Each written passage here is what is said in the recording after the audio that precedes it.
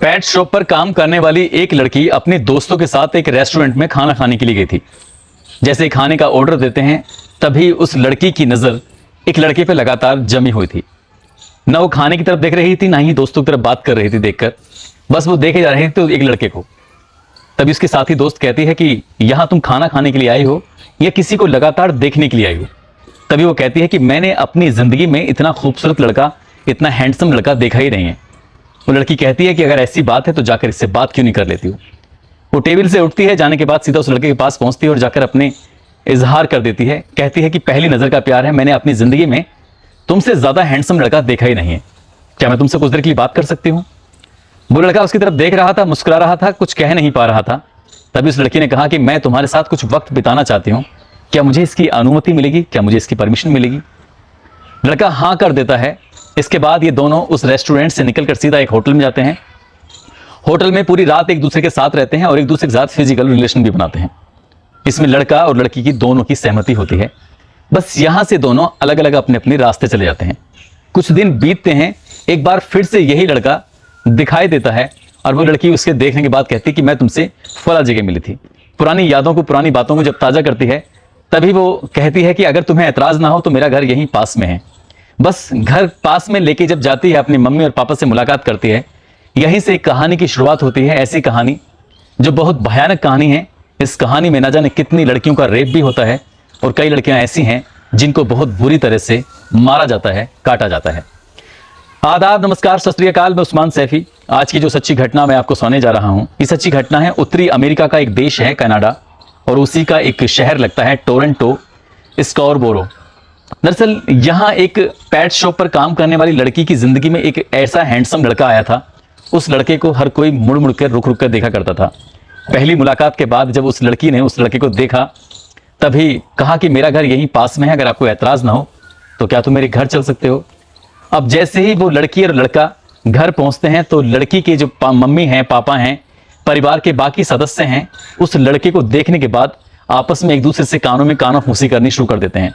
सभी की जुबान पर एक ही बात थी कि ये हमारी बेटी का बॉयफ्रेंड है। ये बात सुनने के बाद उस लड़की को पास में बुलाया जाता है। बुलाने के बाद उससे बातचीत की जाती है कि क्या तुम्हारा बॉयफ्रेंड है, क्या तुम इससे शादी करना चाहती हो? लड़की शर्मा जाती है, लेकिन वहां शादी की बात पहुंची ही नहीं थी। तभी वो लड़की सीधा अपने दोस्त के पास जाती है और जाने के बाद कहती है कि मेरे मम्मी, मेरे पापा, मेरे भाई, मेरी बहन, मेरे परिवार को तुम बेइंतहा पसंद आए हो। मैं तो तुम्हें पसंद करती ही थी, क्या तुम मुझसे शादी करोगे? लड़की ने जब उस लड़के से ये बात कही तो लड़का तब भी खामोश रहा। उसने कहा कि मैं तुमसे एक बात करना चाहता हूं। वो बात इतनी अटपटी थी कि किसी को भी सुनने के बाद उस बात पर बेइंतहा गुस्सा आ सकता है और वो उसके साथ अभद्रता, बदतमीजी भी कर सकता है।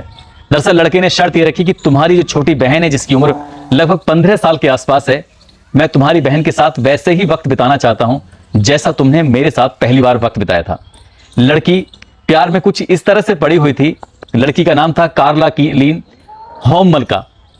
तो वो अपने उस दोस्त के प्यार में कुछ इस तरह से पड़ जाती है कि उसके कानों तक जो आवाज पहुंचती है, उसकी बहन के साथ जो वक्त बिताने की बात आती है, उस बात पर उसने कोई ऐतराज ही नहीं किया, बल्कि कहा कि कुछ वक्त बीत जाने दो और जब वक्त बीत जाएगा, कोई सही मौका आएगा तो मैं तुम्हारी जो इच्छा है इसे जरूर पूरी करूंगी, यदि तुम मुझसे शादी करने के लिए तैयार हो।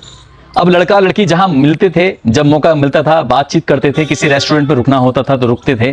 तभी लड़के ने एक बार फिर से यही सवाल किया कि शादी तभी होगी जब तुम मेरी इच्छा पूरी करोगी।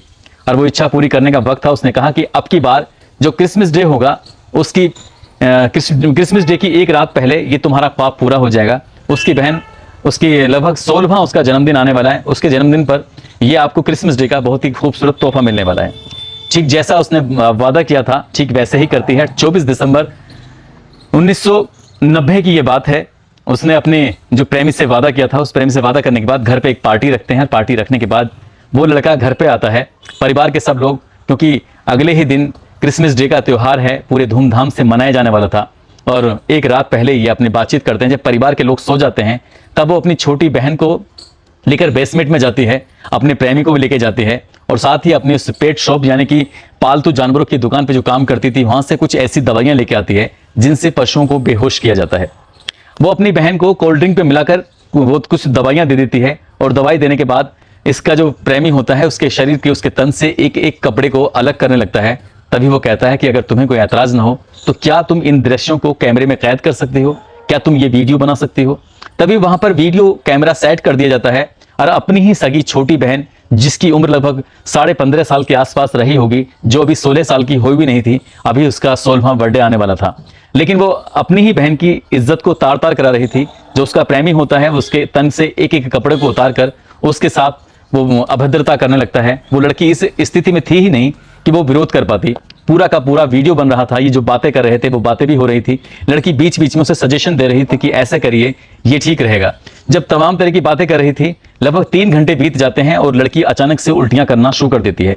उसकी तबीयत कुछ ज्यादा बिगड़ने लगती है, क्योंकि जो दवाइयां उसको दी गई थी, उन दवाइयों का सेवन करने के बाद 3 घंटे बाद जब इन दवाइयों का असर होता है तो लड़की की तबीयत ज्यादा बिगड़ने लगती है। तब इस लड़की के और उसके प्रेमी के, यानी कि जिसका प्रेमी का नाम होता है पॉल के नेथ बर्नाडो, इसकी हालत खराब होने लगती है कि आखिरकार ये जिस काम के लिए आए थे वो काम तो पूरी तरह से बिगड़ने लगा है।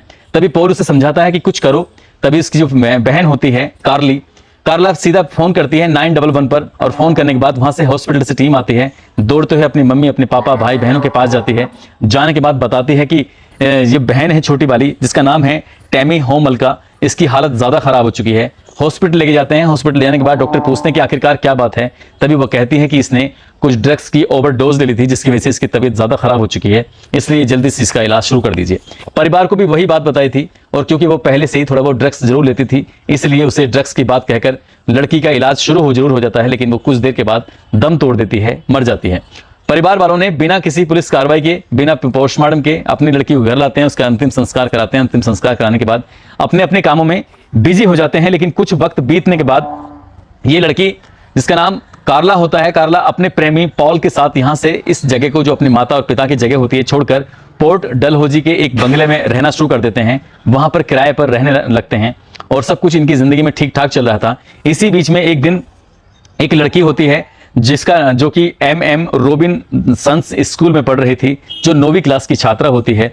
वो लड़की अपने घर पर आ रही थी, क्योंकि दिन में आज शोक सभा आयोजित की गई थी, और शोक सभा में जाने की वजह से वहां कुछ देर होने की वजह से लड़की घर पहुंचने में थोड़ा रात हो जाती है। और रास्ते में जब ये पॉल आ रहा था, तभी वो 9वीं क्लास की छात्रा, जिसका नाम होता है लेस्ली महाफी, वो रास्ते में मिल जाती है और उससे कहता है कि अगर तुम्हें कोई ऐतराज ना हो तो मैं तुम्हें लिफ्ट दे सकता हूँ। वो लड़की कहती है ठीक है, मुझे कोई ऐतराज नहीं है, आप मुझे लिफ्ट दे सकते हैं।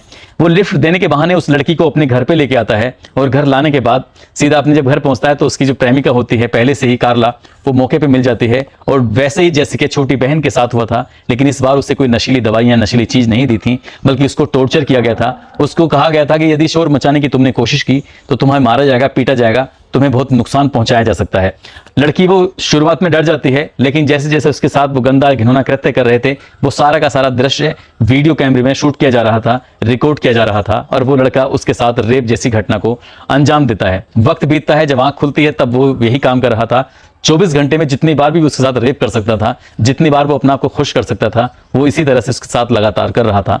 और लड़की जो 24 घंटे में उसकी हालत बहुत ज्यादा खराब हो जाती है, और वो बीच बीच में कह रही थी कि जब मैं घर जाऊंगी तो अपने मम्मी पापा से भी कहूंगी, और अपने पापा को लेकर पुलिस स्टेशन जाऊंगी, तो मैं किसी भी कीमत पर छोड़ा नहीं जाएगा। जब बार बार इस तरह की धमकियां दे रही थी, तभी वो उसे गुस्से में आकर कुछ ऐसी भारी वस्तु मारता है जिससे लड़की की मौत हो जाती है। अब लड़की की मौत होने की वजह से उसकी लाश को कैसे ठिकाने लगाए, तभी उसने शरीर के छोटे छोटे टुकड़े करने के बाद उसके कुछ हिस्सों को बोरे में भरा और बोरे में गाड़ी में डालता है, और अपने घर से लगभग 18 किलोमीटर दूर एक नदी होती है, उस नदी में वो बोरे को फेंक देता है। साथ ही एक तरफ तो ये लड़की के गायब होने की खबर अखबारों में लगातार चल रही थी, लेकिन एक खबर ऐसी और थी जो लगातार अखबारों में आ रही थी। आए दिन किसी न किसी लड़की के साथ रेप जैसी घटनाओं की खबरें आती थी कि यहाँ पर इस शहर में, यानी कि जो शहर होता है स्कारबोरो, इसमें लगातार लड़कियों के रेप की खबरें आ रही थी। तो कुछ दिन इन्हें लगता है कि अगर यहाँ रहेंगे, पुलिस को इस बात का घटनाक्रम का पता अगर चल गया तो पुलिस उन्हें किसी भी कीमत पर छोड़ेगी नहीं। इसलिए उन्होंने स्कारबोरो शहर को छोड़ने के बाद यहाँ से सीधा सेंट कैथरीन की ओर रवाना हो जाते हैं। वो इस लड़की से शादी भी कर लेता है। अपनी प्रेमिका से शादी करने के बाद ये दोनों अपने पति और पत्नी के रूप में रहने लगते हैं, और यहाँ से जब दूर चले जाते हैं सेंट कैथरीन शहर में, एक दिन की बात है साल 1992 में 16 अप्रैल की वो दिन था। एक लड़की होली क्रॉस सेकेंडरी स्कूल से पढ़कर अपने घर की तरफ आ रही थी, क्योंकि वो लड़की हर रोज पैदल घर से स्कूल जाती थी और स्कूल से घर आती थी। घर की दूरी महज 15 मिनट के आसपास की होती है। तभी लड़का जो पॉल होता है अपनी कार से जा रहा था, और एक एड्रेस पूछने के बहाने इस लड़की से बातचीत करने की कोशिश कर रहा था, जिसका नाम क्रिस्टीन होता है। क्रिस्टीन से पूछ रहा था कि मुझे एक घर जाना है, क्या तुम मुझे इस एड्रेस के बारे में कुछ जानकारी दे सकती हो। तभी इस लड़की जो एड्रेस पूछ रहा है तो उसका वो अपहरण कर लेता है, उसे अपनी गाड़ी में डाल लेता है, उसके हाथ पैर बांध कर सीधा अपने घर पे लेकर आता है और उसके साथ भी ठीक वैसे ही घटनाक्रम को अंजाम देता है जैसे उसने MM रॉबिन्सन्स स्कूल की पढ़ने वाली छात्रा लेस्ली महाफी के साथ करता है। उसकी भी साथ वो रेप करता है, उसकी वीडियो बनाता है। उसकी पत्नी लगातार उसकी वीडियो बना रही थी, बीच बीच में समझा रही थी, सब कुछ वो ऐसे काम चल रहा था। और वीडियोग्राफी होने के बाद जब उससे इसका दिल भर जाता है, तसल्ली हो जाती है, तब उसकी हत्या करके उसकी लाश को भी वो वैसे ठिकाने लगा देता है जैसे दूसरे नंबर की लड़की की लाश ठिकाने लगाई थी। एक हत्या पहले अभी कुछ दिन पहले हुई थी, लगभग 9-10 महीने पहले, और एक हत्या और हो जाती है जब ये 2 हत्याएं होती हैं। इसके बाद शहर में लगातार इस तरह की खबरें चल रही थी कि लड़कियों का रेप हो रहा है, लड़कियां डर की वजह से अपने घर से बाहर नहीं निकल पाती थी। तभी उन लड़कियां जो शिकायत करने के लिए थाने में आती थी अपने माता पिता के साथ, तो वो बताती थी पुलिस को कि जो इसके बलात्कार करने वाला व्यक्ति है वो एक व्यक्ति है, उसका हुलिया कैसा है, वो देखने में कैसा है। और जब इस तरह की बातें चल रही थी तभी अलग अलग लड़कियों से बातचीत के आधार पर एक स्केच तैयार कराया जाता है और स्केच तैयार कराने के बाद वो शहर के अलग अलग हिस्सों में लगा दिया जाता है। एक व्यक्ति इस स्केच को देखने के बाद पुलिस के पास जाता है, जाकर कहता है कि अगर आपको कोई ऐतराज ना हो तो एक मेरा दोस्त है जिसका नाम है पॉल केनेथ बर्नार्डो, जो कि लगभग 22-23 साल का के आसपास का लड़का है। अगर आपको ऐतराज ना हो तो आप जाकर उससे एक बार बात करिए। मेरा सिर्फ उस पर शक है कि क्योंकि चेहरा उससे बहुत ज्यादा कहीं ना कहीं मिलता जुलता है। जब पुलिस ये बात सुनती है, उस लड़के को हिरासत में लेती है, उससे पूछताछ करती है। जितनी लड़कियां अभी तक शिकायत करने के लिए आई थी, हर लड़की के सामने उस लड़के को खड़ा किया जाता है। साथ ही उन लड़कियों की जो मेडिकल रिपोर्ट थी उसमें जो DNA सैंपल लिए गए थे उन लड़कियों के, साथ ही जो लड़का ये होता है पॉल, इसके भी DNA सैंपल लिए जाते हैं। ये बात क्योंकि 1990 के दशक के आसपास की है, उन दोनों टेक्नोलॉजी या मेडिकल साइंस इतनी ज़्यादा तरक्की नहीं कर पाया था। DNA होते जरूर थे लेकिन उसकी रिपोर्ट बहुत दिनों के बाद आती थी, लगभग 2-2.5 महीने के आसपास बीत जाते हैं। और जब रिपोर्ट आती है, रिपोर्ट से मैच कर जाता है कि जितनी भी लड़कियों ने शिकायत की है, उन लड़कियों की शिकायत और इसके जो DNA सैंपल है ये आपस में मैच कर गए हैं। और जब मैच कर गए तो तभी उससे जब सख्ती से पूछताछ की जाती है तभी वो 3 मर्डर का खुलासा भी करता है जिस तरह से मर्डर हुआ था। अभी मर्डर वाली बात आती है तब उसकी पत्नी भी कहीं ना कहीं पुलिस के झमेले में फंस जाती है, पुलिस के रडार पर आ जाती है। पुलिस उस लड़की को भी हिरासत में लेती है, गिरफ्तार करती है, लेकिन पुलिस के पास ऐसे सबूत नहीं मिल पा रहे थे जिसके आधार पर उसको बड़ी से बड़ी सजा दिलाई जा सके। इसलिए पुलिस ने एक चाल खेली और कार्ला से बात की कि यदि तुम सरकारी गवाह बन जाती हो तो तुम्हारी सजा कम हो जाएगी और इसको बहुत बड़ी मात्रा में सजा मिलेगी। तभी वो लड़की जो वीडियो बनाया करती थी, अपनी कैमरे में रिकॉर्ड किया करती थी, उस रिकॉर्डिंग को पुलिस के हवाले कर देती है और कह देती है कि जितने भी इसने अपराध किए हैं, हालांकि वो लड़की ये दावा कर रही थी कि जितनी लड़कियों के साथ रेप हुए थे उन रेप के बारे में सिर्फ कोई जानकारी नहीं थी, इसको सिर्फ जानकारी थी तो जो हत्याएं हुई हैं उसके ही बारे में जानकारी थी। इन्होंने लाश को कैसे ठिकाने लगाया, उसकी बहन की हत्या कैसे हुई है, ये सब जब बातें होती हैं, मामला कोर्ट पहुंचता है, अदालत पहुंचता है। अदालत में जाने के बाद इस मामले की सुनवाई होती है और इस लड़की को क्योंकि सरकारी गवाह बन जाती है इसलिए इससे 12 साल की सजा सुनाई जाती है। साथ ही जो पॉल होता है उसको ताउम्र तक जेल में रहने की सजा सुनाई जाती है। और साल 2005 में इसकी लड़की की सजा पूरी होने के बाद जब ये अपने घर आती है तब एक शादी करती है, 3 बच्चे होते हैं, लेकिन पति के साथ ये ज़्यादा दिन तक रुक नहीं पाती, टिक नहीं पाती और पति से तलाक लेने के बाद ये बिल्कुल अकेली रहती है। और जो 3 बच्चे होते हैं इसका पति लेके चले जाता है, लेकिन जो जिसका प्रेमी होता है पॉल जेल में अभी भी आज तक भी सलाखों के पीछे है। और साल 2015 में वो एक किताब लिखता है और जो किताब ए मैन वर्ड ऑर्डर, ये किताब इतनी ज़्यादा मशहूर हो जाती है कि अमेज़न पर सबसे ज़्यादा बिकने वाली किताब बन जाती है। जब ये लोगों को पता चलती है कि ये उस कातिल ने जो लड़कियों के साथ रेप करता था और कत्ल करता था, उसने ये बुक लिखी है, तब लोगों ने ऐतराज़ किया और इस किताब को बैन करा दिया गया। दोस्तों, वो व्यक्ति आज भी सलाखों के पीछे है, अपनी ज़िंदगी की बाकी की ज़िंदगी काट रहा है। कोर्ट ने जो उसको सज़ा दी है, कोर्ट का यही कहना है कि जब तक वो जिंदा रहेगा तब तक सलाखों के पीछे रहेगा। इस पूरे घटनाक्रम को सुनाने का उद्देश्य किसी को परेशान करना नहीं है, किसी का दिल दुखाना नहीं है, बल्कि आपको जागरूक करना है, आपको सचेत करना है। आप जहां भी रहें अपना ख्याल रखें, सुरक्षित रहें। जय हिंद, जय भारत।